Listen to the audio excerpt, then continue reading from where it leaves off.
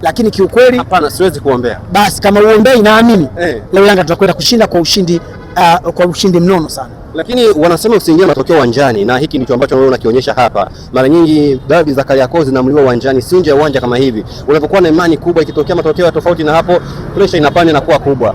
Unaona kwamba ni sahihi kwenda matokeo kama unavyosema, kama unakwenda kuadhibu Simba?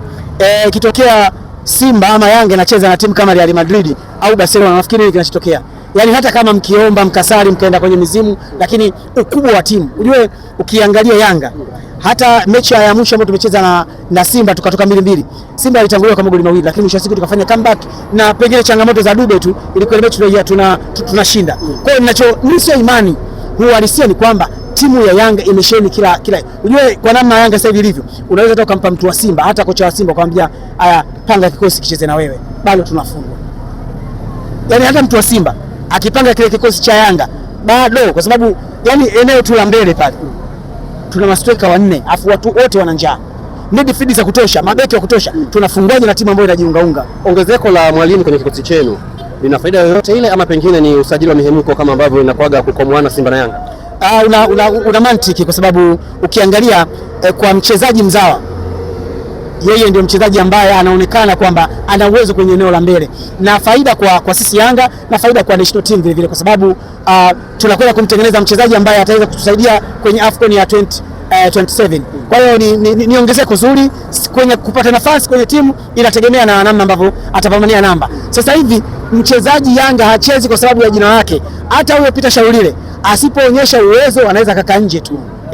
Kwa hizi tuangalie majina. Tunaangalia, je, umesajiliwa lakini unaonyesha?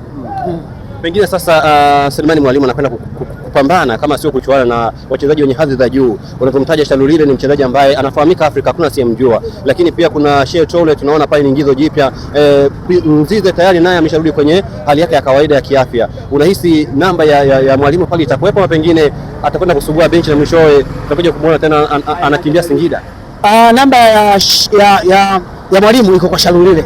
Shalulile atakapoonyesha performance ya chini, maana yake atakuwa amempa nafasi Mwalimu. Mwalimu anaweza kucheza kwenye hizo mechi za pengine labda ndogo ndogo, kwa maana ya labda FA na mechi, kwa sababu mechi ziko nyingi na sasa hivi kuna mashindano mengi sana. Lakini kwa maana ya zile Champions League crucial mechi kama ya leo, naamini kumuona Shalulile akianza.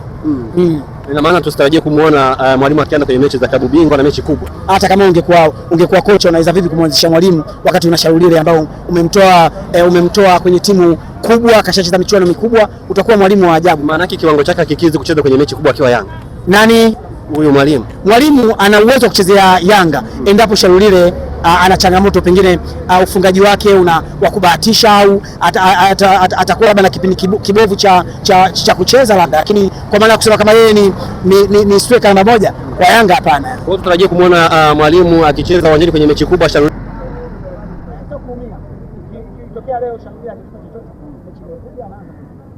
mwana Simba, na sio kawaida kufanya interview mwana Simba amekaa kimya muda wote, na mkononi naona kama ndio na kibox hivi. Kaka, mambo vipi? Safi kama kawaida. Uko vizuri kaka? Niko poa kabisa. Hebu tujuze kwanza, nini kwenye box, kuna nini huko kwanza, isije kwa surprise ambayo mnaichangia donation.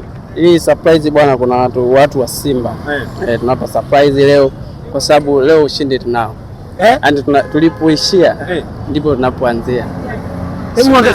Sijaelewa. Hebu irudie, ni surprise kwa ajili ya wana Simba mlipoishia ndio mnaanzia? Kwa ajili ya wana Simba au kwa ajili ya wana Yanga? Hii ni kwa ajili ya wana Simba, kwa sababu hii leo Yanga haiwezi akatoka. Kwa hiyo lazima tufurahie vizuri. Sio, unaelewa? Kuna nini kwanza huko ndani? Huko ndani bwana kuna keki. Huko ndani kuna keki, mimi naitwa Shebi Keki. Nahusika na masuala ya keki. Kwa hiyo leo wana Simba wataenjoy. Mpira upo. Wanaongea maneno mengi tu. Kumbe wakati wote anaongea hapo ulikuwa unamsikiliza tu anajimaliza kwa sababu bado, yani umeona namna anavyojisifia, namna ambavyo wanajimaliza. Pia dakika 90. Mimi sina maneno mengi, wataona wenyewe. Yani leo hawatoki. Lakini kwa yule forward wako kweli, ndugu yangu yule anakimbia hadi apitiza goli yule, kaka, utapenya. Mara nyingi mtu ambaye watu wengi wanakosa imani na yeye ndio anakuja ku approve, anaonesha imani. Kwa hiyo bado tunamwamini anaweza akafanya kitu. Unaelewa? Kama Mwalimu leo ataanza na Mpanzu, is okay. Unaelewa? baadaye atakuja ataingia striker wetu wanamuita Victor Osimhen. Oya pale anapiga vitu. Tia neno kwa Osimhen, tia neno. Nisikilize. Yaani wewe anazungumza huku hana matumaini. Na naamini keki ni tamu. Keki unajua matumaini na umebeba surprise ya wana Simba. Nisikilize. Keki anajua kutengeneza keki vizuri. Lakini leo hii keki kwa wana Simba itakuwa ni chungu. Kwa sababu gani? Wanakwenda kuona maumivu. Yaani inaweza kuwa zile goli 5 zikarudi. Mimi nakwambia. Kwa siku cha goli 5 zinarudi. Mimi nakwambiaje? Yaani nyinyi ndio tutakuwa nakula huko tunaambia jamani mtakuwa mnaikimbia hii keki. Kweli nakwambia. Leo ushindi upo wana Simba. Bwana, tumalize na hili. Mimi niko hapa, ni mashahidi na nitahudhuria. Kama mechi ikiisha mkishinda, mimi nitakuwa na ninyi sambamba na ninyi.